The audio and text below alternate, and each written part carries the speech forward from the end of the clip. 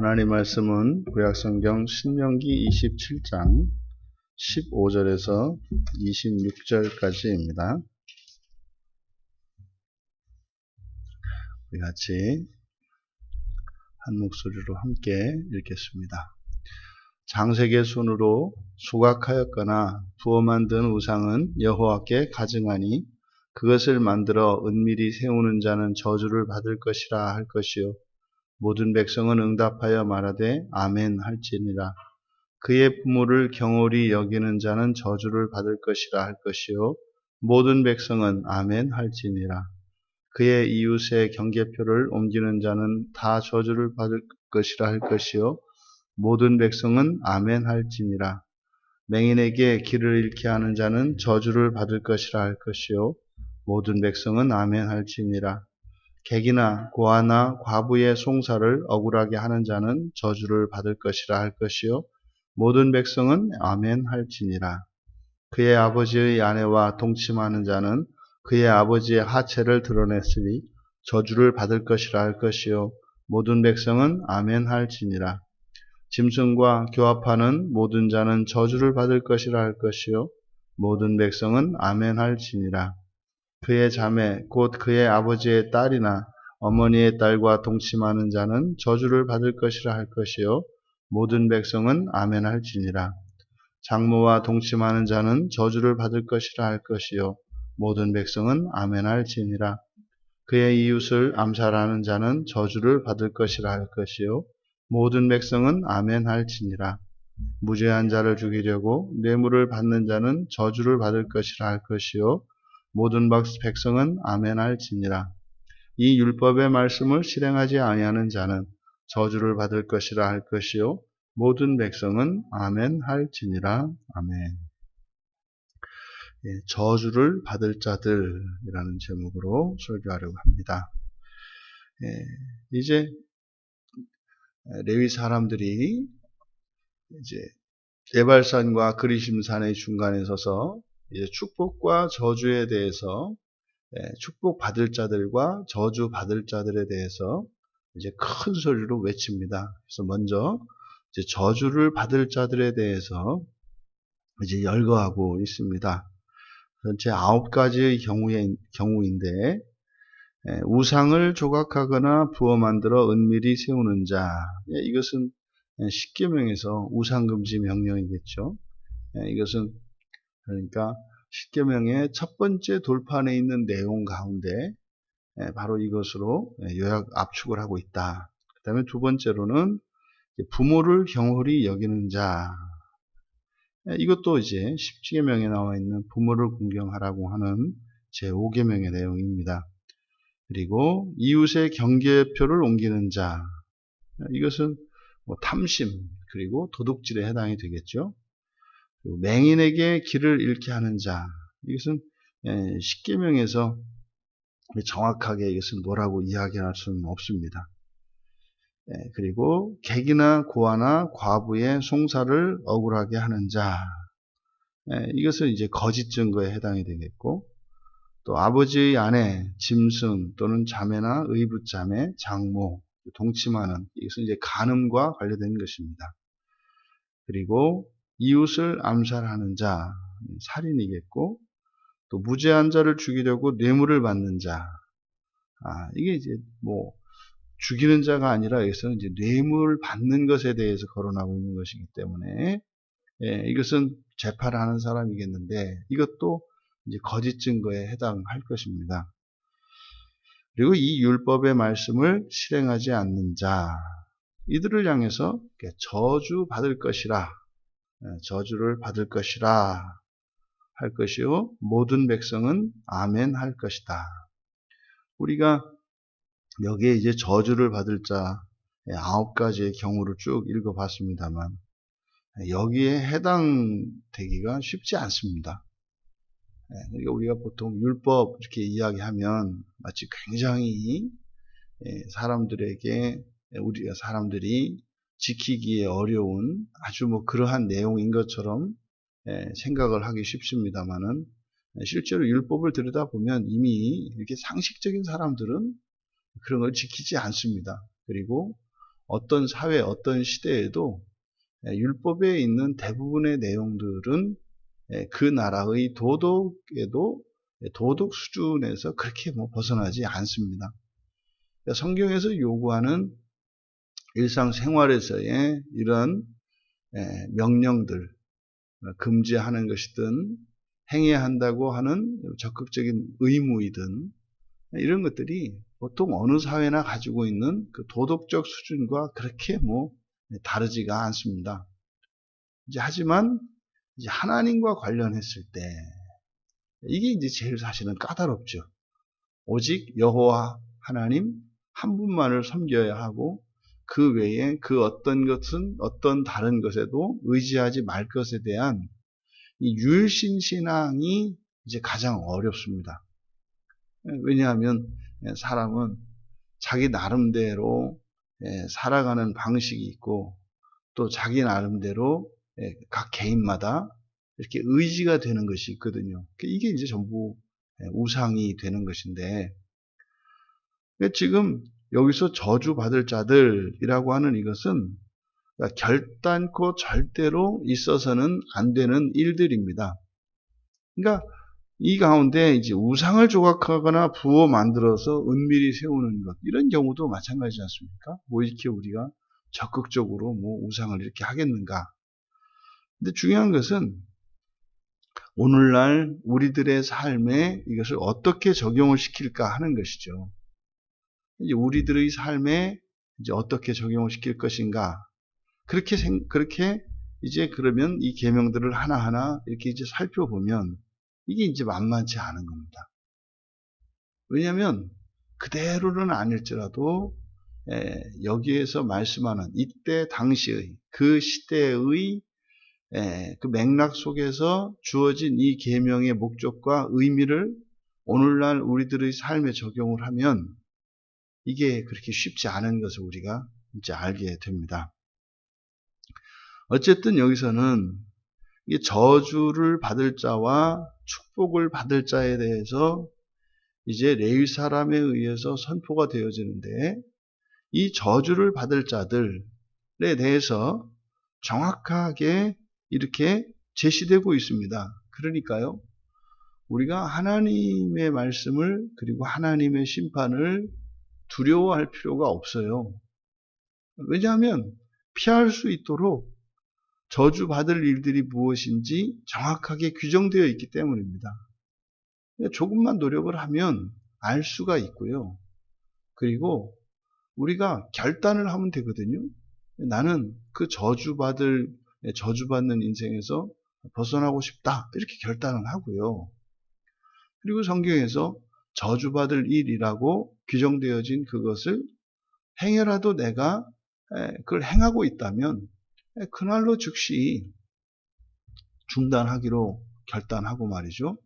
하나님께 은혜를 구하면서 그렇게 살면 될 일이에요. 그것을 완전히 그 죄를 극복하고 해결하는 것은 또 다른 문제입니다. 중요한 것은 우리가 결단하는 거예요. 나는 저주받는 삶을 살고 싶지 않다. 이대로면 내가 저주를 받겠구나.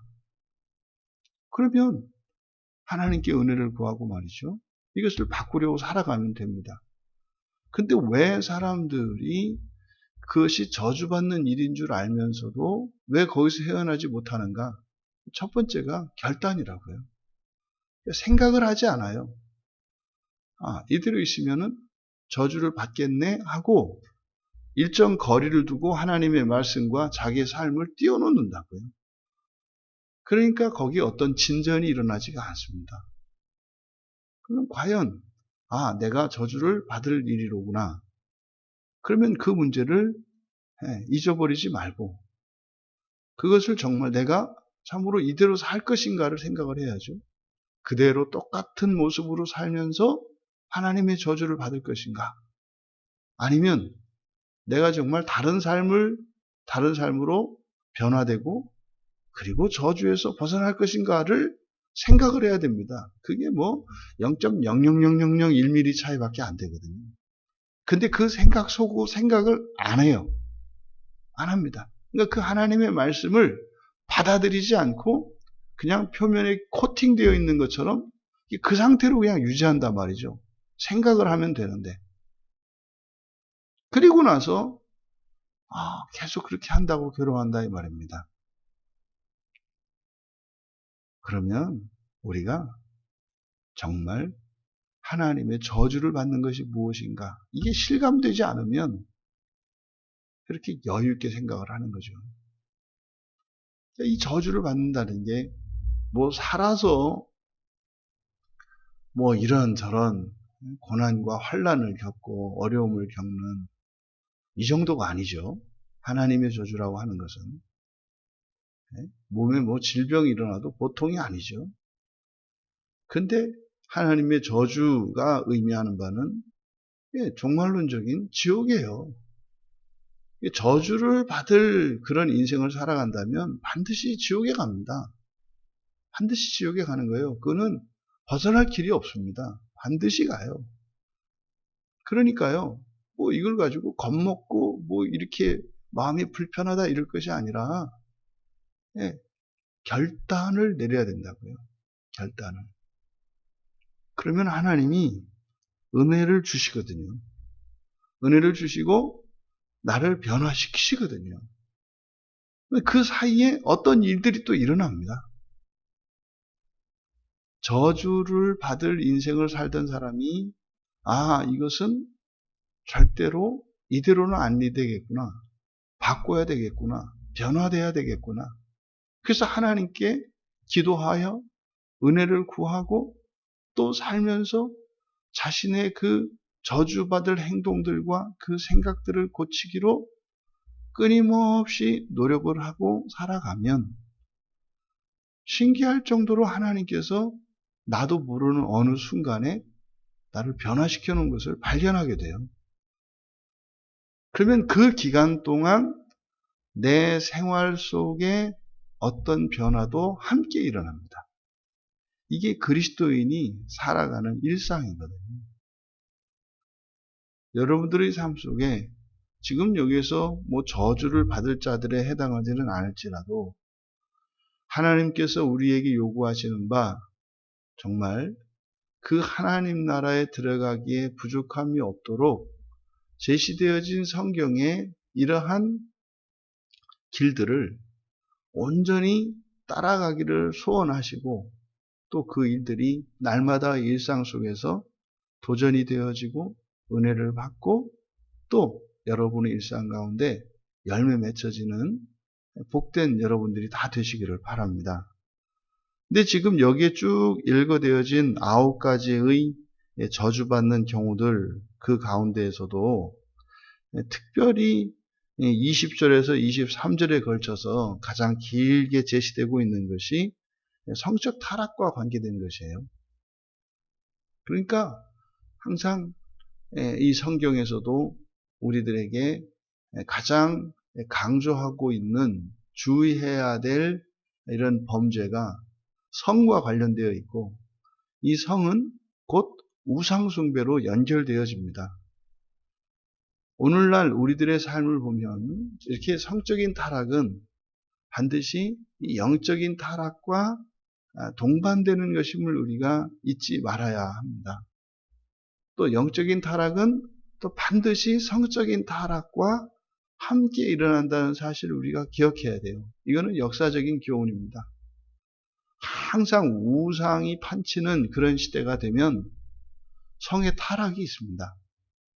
그리고 성의 타락이 있으면은 반드시 하나님을 유일신으로 섬기지 않고 이런 우상들을 섬기는 일들이 만연하게 됩니다.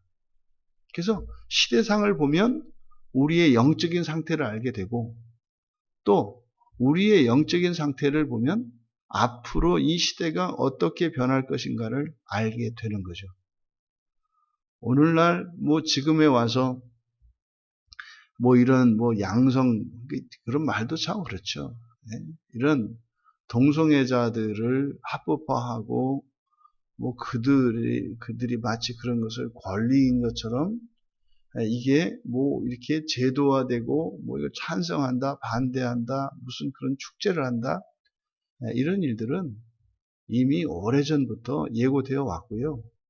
그러면 왜 과거에는 그런 일이 우리나라에 있지 않다가 왜 정말 이 몇 년 사이에 이렇게 심각할 정도로 이런 동성애가 표면으로 드러나고 이렇게 사회 문제가 되었고 오히려 정상적인 이런 성인식을 가지고 있는 사람들이 비정상인 것처럼 취급되는 이런 시대를 살게 되었을까?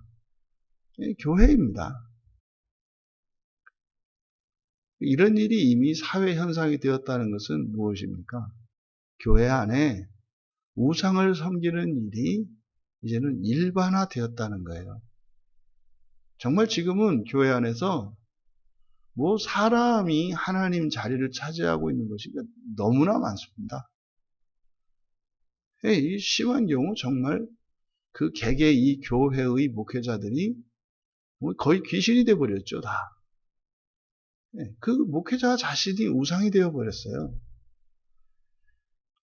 어저께 아는 분 한 분이 독일에서 이렇게 영상을 하나 보내오셨는데, 그 메르켈 총리가 퇴임하고 나서 그 기사를 이렇게 보내주셨더라고요. 18년인가를 총리 생활을 했는데, 18평짜리 아파트에서 사신다나 봐요, 남편하고. 근데 18년 동안 총리를 지냈으면 우리나라에서 그 정도면은 아주 알거지였던 사람이 집 몇 채는 그냥 기본 같고요. 이러거든요. 일반적으로. 총리는 뭡니까? 국회의원만 돼도 한 번 되면은 그동안 뽑았던 처갓집 기둥도 다시 세워주고 이렇게 하거든요. 근데 그렇게 오랫동안 총리로 재직을 했으면서 하나도 살림이 변한 게 없어요. 그리고 총리로 재직하면서 늘 집에서 살림했고요. 똑같죠. 옷도 하나 가지고 계속 입고요. 근데 부족한 게 없다는 거죠. 그리고 나도 다른 사람들처럼 아침에 출근했다가 저녁에 퇴근하는 거고. 그런데 왜 집에서 일하는 사람들을 두냐? 내가 건강한데. 그러니까 우리가 누누이 이야기했던 깨어지지 않는 일상의 전형이에요. 그러니까 총리하기 전이나 총리 때나 총리 물러나서나 그 일상이 그대로 있는 거예요. 이게 주일이면 교회 나가서 예배 드리고요. 평일이면 아침에 출근해서 나라 일을 하고요. 퇴근하고 집에 돌아와서 집안일을 하고요. 참. 그러니까, 정말, 우리나라에서 이런 지도자들, 다른 사람들은 그만두고, 우리 목회자들을 이제 보게 되는 거죠. 그러니까 여러분, 지금은 이 시대가 얼마나, 그러니까 우리 교회 안에, 우리 기독교 진영 안에 얼마나 많은 우상들이 정말 만연하고 있는가. 그것에 대한 증거가 보다 사회적인 이런 성적 타락과 이런 음란의 문제나 이런 것들이 바로 우리의 교회의 현실의 열매예요, 열매. 이걸 기억을 해야 됩니다. 그렇다면은요, 이 나라를 지금 우리나라로 한번 보십시오. 저주받을 나라 아니겠습니까? 저주를 받을 나라가 틀림없죠. 그럼 그것을 이제 교회 안으로 적용시키면 교회도 이게 하나님의 복을 받을 수 있는 교회들이 아니에요. 하나님의 저주 아래 있음을 우리가 알 수 있습니다. 그런데 이 저주는 그냥 일방적인 것이 아닙니다. 우리들이 이 저주에 대해서 오해하지 말 것은 저주는 일방적인 게 아니에요. 하나님께서 이렇게 이런 법을 정해 놓으시고 이거 어기면 내가 저주를 내릴 거야. 그래서 일방적으로 주시는 것이 아니라 그 저주는 우리가 동의한 것이죠. 왜냐하면 여기서 이러한 자들은 저주를 받을 것이라 큰 소리를 외치고 나서 백성들이 거기에 뭐라고 합니까? 아멘으로 동의합니다. 아멘은요, 동의하고 약속하는 거예요. 그리스도인은 누굽니까? 세례를 받은 자들이에요. 그리스도인은 예수 그리스도를 믿는 자들이고, 근데 스스로 자기 혼자서 예수를 믿는다. 이 사람들을 그리스도인이라 하지 않습니다. 세례를 받은 자들이에요. 그럼 세례를 받을 때 여러분들이 다 서약을 했거든요. 그러니까 그 서약 속에는 저주를 받기로 여러분 스스로 맹세를 하신 거예요. 그러니까 이 저주는 언약 안에 있는 것이지, 이것을 하나님이 일방적으로 우리에게 주시는 것이 아니다. 그리고 여러분이 살아가실 때 늘 하나님의 말씀과 하나님의 말씀을 늘 생각하시면서 사셔야 돼요. 왜요? 우리가 이 성경을 다 알지는 못해도 우리는 하나님의 말씀을 따라 살기로 서약을 했거든요. 이 서약은 절대로 깨어지지 않아요. 그럼 하나님도 마찬가지입니다. 하나님도 우리가 이 서약을 따라 살아간다면 하나님께서 하시기로 하셨던 영원히 떠나지 아니하시고 우리를 지켜주시고 모든 원수로부터 지켜주시는, 모든 환난을 이기게 하시는, 그래서 우리는 세상을 두려워할 필요가 없어요. 우리가 두려워해야 될 것은 뭐예요? 나입니다. 나. 내가 하나님의 언약에서 벗어나는 것을 두려워해야지 하나님을 두려워할 필요가 없어요. 우리가 하나님의 말씀을 따라서 살고자만 한다면 하나님의 절대적인 안전 보장이 있고요. 하나님의 축복이 약속되어 있고요. 우리의 부활이 약속되어 있습니다. 사실은 그리스도인들의 삶은 기분 좋은 거거든요. 근데 이것을 정확하게 정리하고 있지 않으면 막연한 두려움, 미래에 대한 염려, 그런 걸 왜 가져요? 하나님이 어련히 알아서 하신다는데. 하나님께서 우리의 삶을 책임지시는 정도입니까? 우리의 힘으로는 감히 넘볼 수 없는 그런 존귀하고 영광스러운 삶과 영원한 생명을 주시고 모든 권세와 권능까지 주셨는데 뭘 염려해요? 근데 자꾸만 우리가 마음을 써야 할 곳에는 마음 쓰지 않고 뭐 쓸데없는 데 마음을 쓰는 거죠. 여러분, 하나님의 말씀을 들을 때 무엇 하나가 나에게 부족함이 있다. 그게 이제 기도 제목이 되는 거죠. 그래서 기도는 늘 말씀과 함께 해야 된다는 것이 이런 의미입니다. 그것을 붙들고 여러분들이 기도하고 그렇게 거룩한 사람이 되어가는 이런 하루하루의 삶, 그러면 여러분의 과거와 미래와 현재는 하나님 안에 있어요. 이게 예수를 믿는 사람들의 특권이고 영광이고 기쁨이고 여러분들이 누릴 수 있는 인생의 그 열매인 것입니다. 여러분들의 생애 가운데 저주를 받을 자들로 저주를 받을 것이라고 하는 이 말씀들이 우리에게는 완전히 해소되기를 바랍니다. 그리고 여러분들이 예수를 믿고 세례를 받으셨기 때문에 여러분 스스로 이 저주 안에, 그러니까 축복과 저주 안에 들어왔고 여기에서 벗어날 수 없다는 사실을 잊지 마십시오. 여러분들이 설렁설렁 대충 잘못 사시면 반드시 지옥 갑니다. 하지만 우리가 거기에 대해서 이런 경각심을 갖고 죄에 끌려가지 않을 것이지 뭐 지옥에 대해서 너무 많이 이렇게 두려워하거나 그럴 필요 없어요. 왜?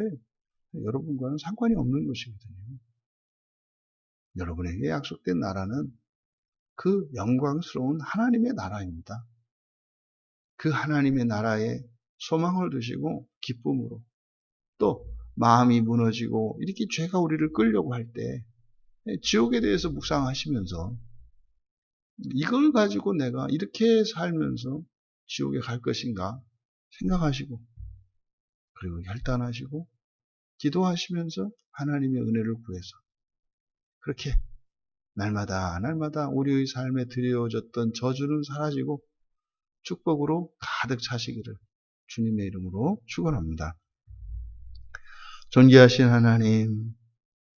하나님께서 저희들이 사는 동안 분명히 저주를 피할 수 있도록 명확하게 길을 내어 주심에 감사합니다. 저희들이 하나님의 말씀을 알지 못해서 저주받을 길을 걸어왔었다면 그 모든 저주받을 길에서 벗어나게 하시고 영광스러운 하나님 나라의 축복을 받으며 살아가는 저희들 모두가 되게 하옵소서.